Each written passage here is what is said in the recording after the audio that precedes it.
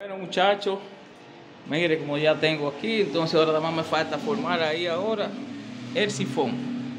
Usted sabe que hay que montar primero el fregadero para poder guiarse para montar el sifón. Usted ve, ya yo tengo aquí montado la rejilla. Usted ve, ya está lista, ya monté la llave, mire cómo está.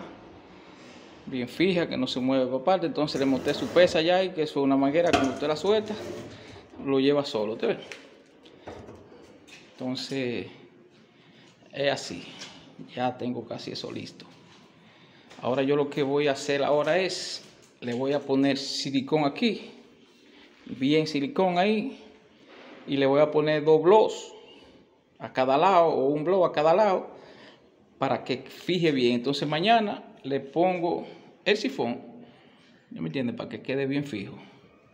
Porque así cuando yo le ponga los blows me baja un poquito para abajo, usted ve así, ¡pa!